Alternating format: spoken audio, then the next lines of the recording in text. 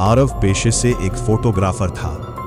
उसे पुराने गांवों, पहाड़ों और जंगलों की तस्वीरें खींचने का बहुत शौक था। एक दिन वह अपने कैमरे के साथ एक दूर दराज गांव की ओर जा रहा था, लेकिन रास्ते में उसकी जीप खराब हो गई। ड्राइवर ने बताया कि मरम्मत में कम से कम 1 घंटा लगेगा। समय बिताने के लिए आरव सड़क किनारे फैले घने जंगल की ओर निकल पड़ा।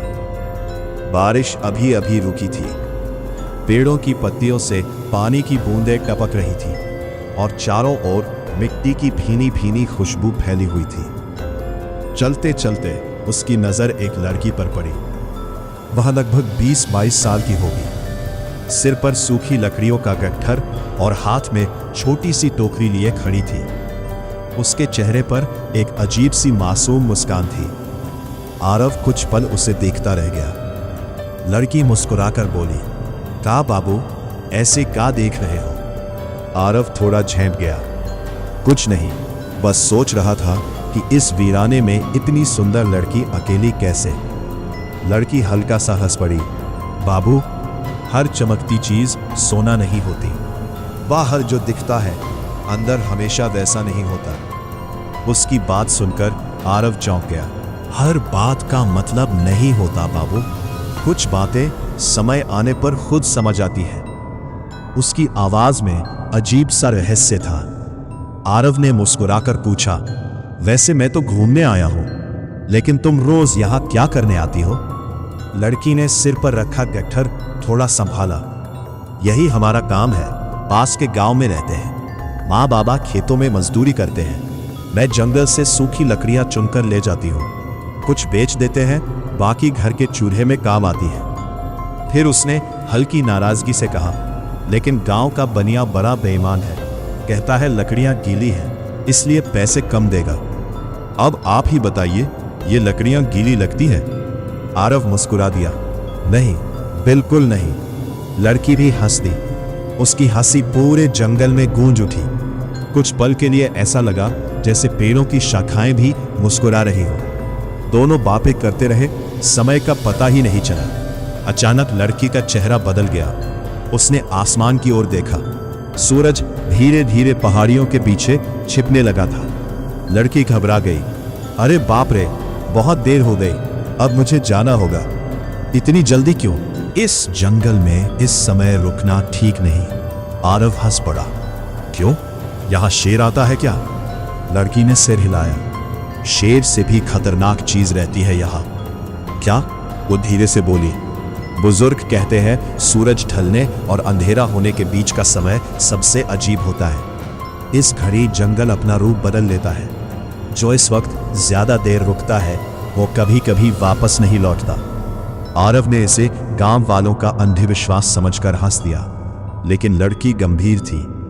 "मेरी दादी हमेशा कहती थी, जब पक्षी अपने घोंसलों की ओर लौटने लगे और गायें गांव की तरफ चल पड़े, तब जंगल इंसानों का नहीं रहता।" इतना कहकर उसने लकड़ियों का गट्ठर सिर पर रखा। "आप भी जल्दी निकल जाइए बाबू।" आरव ने कहा। "रुको, कम से कम अपना नाम तो बता दो।" लड़की कुछ कदम आगे बढ़ी, फिर पलटकर मुस्कुराई। पास ही झाड़ियों में एक जंगली सफेद फूल खिला था। उसने उसी फूल की तरफ इशारा किया।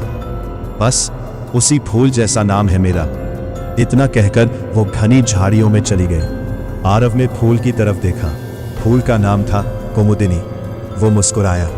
तभी दूर से जीप का हॉर्न सुनाई दिया। वह जल्दी जल्दी सड़क की ओर लौट आया। ड्राइवर बोला, "साहब कहाँ चले गए थे? सब आपका इंतजार कर रहे थे।" आरव गाड़ी में बैठ गया, लेकिन पूरे रास्ते उसके मन में उसी रहस्यमयी लड़की की बातें गूंजती रहीं। अगले दिन उसने गांव के लोगों से उस लड़की के बारे में पूछा। एक बूढ़ा किसान अचानक चुप हो गया। "कौन लड़की?" आरव ने उसका हुलिया बताया। बूढ़े के चेहरे का रंग उड़ गया। "बेटा, ऐसी कोई लड़की इस गांव में नहीं रहती।" "नहीं, मैं कल ही मिला था उससे।" बूढ़े ने गहरी सांस ली। "करीब 10 साल पहले एक लड़की जंगल से लकड़ियां लाते समय गायब हो गई थी। लोग कहते हैं उस पर पेड़ गिर गया था। उसका शव भी कभी नहीं मिला। उसका नाम कुमुदिनी था।" आरव के हाथ से पानी का गिलास गिर पड़ा, लेकिन मैं तो उससे कल मिला था। बूढ़ा उसे जंगल के किनारे एक छोटे से पुराने पत्थर के पास ले गया। वहां जंगली सफेद फूल खिले हुए थे। पत्थर पर धुंधले अक्षरों में लिखा था, कुमुदिनी 2004-2016। आरव की सांसें तेज हो गईं। उसे अचानक पिछली शाम की सारी बातें याद आने लगी। सांझ होने से पहले जंगल छोड़ देना। उसने कांपते हुए पीछे में घने पेड़ों के बीच उसे कुछ पल के लिए वही लड़की दिखाई दी। सिर पर लकड़ियों का कट्टर, चेहरे पर वही मासूम मुस्कान, और अगले ही पल वह धुंध की तरह हवा में गायब हो गई। उस दिन के बाद आरव कभी उस जंगल में वापस नहीं गया। लेकिन जब भी बारिश के बाद मिट्टी की खुशबू आती, उसे लगता जैसे कोई धीमी आवाज उसके कानों में फुसफुसा रही हो। हर खूबसूरत चीज हमेशा वैसी नहीं होती जैसी दिखाई देती है।